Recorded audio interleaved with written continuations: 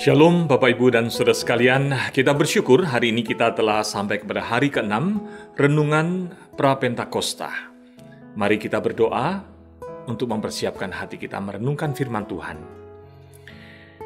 Allah Bapa di surga, Tuhan Yesus, Juru Selamat kami yang hidup, dan Allah Roh Kudus, berkatilah hati dan pikiran kami, supaya kami dapat memahami firman Tuhan. Allah Roh Kudus, terangilah hati dan pikiran kami, supaya kami dapat merenungkan, memahami firman Tuhan, dan hidup selaras dengan firman Tuhan. Khususnya, supaya kami dapat mengenal Engkau, ya Allah Roh Kudus, di dalam perenungan hari ke-6 ini. Berfirmanlah ya Tuhan, di dalam nama Tuhan Yesus kami berdoa. Amin. Bapak, Ibu, dan Saudara sekalian, hari ini tema kita adalah Roh Kudus memurnikan. Apa yang Anda pikirkan tentang kekudusan? Ibrani 12 ayat 14 berkata, "Kejarlah kekudusan, sebab tanpa kekudusan tidak seorang pun akan melihat Tuhan." Wow, ternyata kekudusan itu adalah memegang hal yang sangat penting dalam hidup manusia, menjadi suatu prasyarat seseorang untuk dapat berelasi dengan Allah. Namun sayang, saudara sekalian, banyak orang yang meremehkan kekudusan. Bahkan ada orang-orang Kristen yang berkata, "Wah, saya tidak mau menjadi orang yang begitu kudus. Saya mau jadi orang Kristen yang biasa-biasa." Saudara, mungkin kita terbiasa memikirkan orang kudus itu adalah orang yang kepalanya mungkin bersinar, menjadi orang yang aneh di tengah dunia ini. Saudara, kekudusan itu bicara tentang hidup kita lepas dari cemaran dosa. Dan kekudusan itu menjadi prasyarat untuk kita berelasi dengan Tuhan. Bahkan dalam 1 Korintus 6 ayat 9 firman Tuhan berkata, "Atau tidak tahukah kamu bahwa orang-orang yang tidak adil tidak akan mendapat bagian dalam kerajaan Allah? Janganlah sesat. Orang cabul, penyembah berhala, orang berzina, banci, orang pemburit, pencuri, orang kikir, pemabuk, pemfitnah, dan penipu tidak akan mendapat bagian dalam kerajaan Allah." Saudara, semua cemaran akan dosa itu membuat kita tidak punya bagian dalam kerajaan Allah. Oleh sebab itu kita harus hidup kudus di hadapan Tuhan. Tapi pertanyaannya adalah, mungkin gak sih kita itu menjadi manusia yang kudus?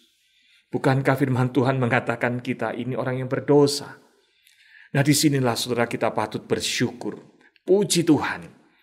Karena pribadi Allah ketiga dari Allah Tritunggal itu bernama Allah Roh Kudus.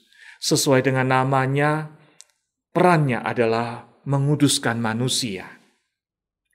2 Tesalonika 2 ayat 13 berkata demikian, "Akan tetapi kami harus selalu mengucap syukur kepada Allah karena kamu, saudara-saudara yang dikasihi Tuhan. Sebab Allah dari mulanya telah memilih kamu untuk diselamatkan dalam roh yang menguduskan kamu dan dalam kebenaran yang kamu percayai." Haleluya. Roh itu atau Roh Kudus itu memiliki peran, yaitu menguduskan kita. Menguduskan itu artinya menyucikan. Menguduskan itu artinya apa? Memurnikan. Seperti air yang kotor tercemar, kita ini dimurnikan menjadi air murni. Menjadi yang seharusnya. Maka saudara, pekerjaan Roh Kudus itu luar biasa. Harus kita syukuri, membuat kita menjadi seharusnya kita, memurnikan kita. Wayne Grudem di dalam tulisannya berkata, salah satu kegiatan utama dari Allah Roh Kudus itu adalah membersihkan kita dari dosa dan untuk menguduskan kita atau membuat kita lebih kudus di dalam perilaku hidup yang sebenarnya. Dan itu yang dilakukan oleh Allah Roh Kudus. Ketika kita percaya kepada Kristus, maka dari keadaan kita sebagai manusia berdosa, diubahlah status kita menjadi orang kudus.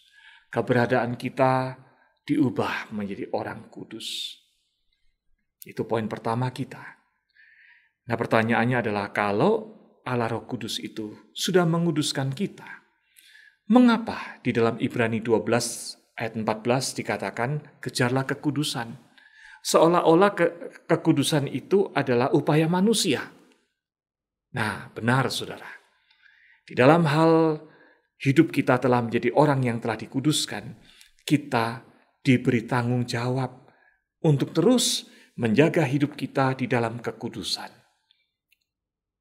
Kata mengejar ini di dalam bahasa Yunaninya menggunakan kata dioko, yaitu untuk berlari secepat-cepatnya untuk menangkap orang atau menangkap sesuatu yang bergerak.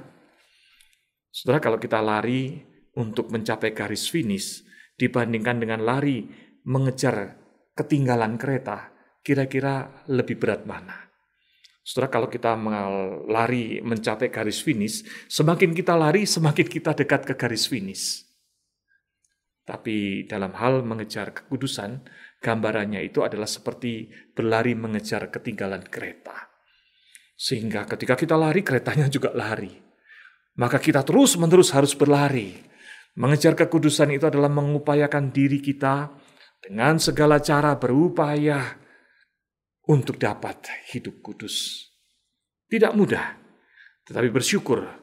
Di dalam Roma 8 ayat 13, firman Tuhan mengatakan bahwa Allah Roh Kudus itu punya peran membantu kita untuk mengejar kekudusan. Di dalam Roma 8 ayat 13 dikatakan, sebab jika kamu hidup menurut daging, kamu akan mati. Tetapi jika oleh roh, kamu mematikan perbuatan-perbuatan tubuhmu, kamu akan hidup. Haleluya. Kita tidak mengejar kekudusan sendirian, tapi Allah Roh Kudus itu menjadi kekuatan kita, pertolongan kita. Allah Roh Kudus membantu kita, selalu siap membantu kita. Yaitu ketika kita bersama Roh Kudus mematikan perbuatan daging kita. Life Application Study Bible berkata begini, setiap hari kita harus menyerahkan kecenderungan berdosa kita kepada kendali Allah. Setiap hari menyalipkan berbagai kecenderungan itu dan dari waktu ke waktu menggunakan kuasa Roh Kudus untuk menguasainya. Jadi saudara sekalian, poin kita yang terakhir ketika bicara tentang Roh Kudus memurnikan, perlu kita ingat, yaitu bahwa Roh Kudus itu siap membantu orang percaya untuk hidup kudus. Siap membantu saudara dan saya untuk hidup kudus. Maka ayo meresponinya dengan cara apa? Menyadari kelemahan kita terhadap dosa. Yang kedua, menghindari untuk berbuat dosa dengan cara apa? Bersandar pada kekuatan Roh Kudus. Jangan menyangkali bahwa kita ini lemah terhadap dosa. Justru kita harus petakan apa kelemahan kita. Kita bawa kepada Tuhan dalam doa. Kita bersandar pada kekuatan Tuhan. Maka yang berikutnya adalah setiap hari, marilah kita meminta Allah Roh Kudus selalu memegang kendali di dalam kehidupan kita. Ikuti pimpinan dan petunjuknya supaya kita tidak jatuh ke dalam pencobaan. Kalau kita mengikuti pimpinan Allah Roh Kudus yang menghendaki kekudusan, yang memampukan kita menjadi kudus, maka pastilah kita dapat mengejar kekudusan hidup itu.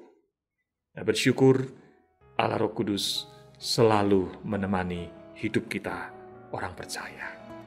Mari kita berdoa.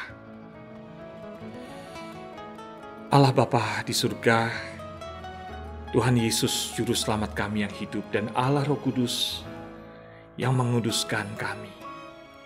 Mohon berkat Tuhan, pimpinlah kami semua, supaya sebagai orang-orang yang telah ditebus dalam Kristus, orang-orang yang dari tadinya sebagai orang berdosa kini menjadi orang kudus, kami dapat mengejar kekudusan hidup seperti yang Engkau kehendaki. Kami serahkan hidup kami kepadamu ya Allah Roh Kudus. Pimpinlah hidup kami untuk selalu mengikuti pimpinan Tuhan dan menjaga kekudusan hidup mulai hari ini dan seterusnya. Di dalam nama Tuhan Yesus kami berdoa. Amin. Tuhan memberkati saudara sekalian.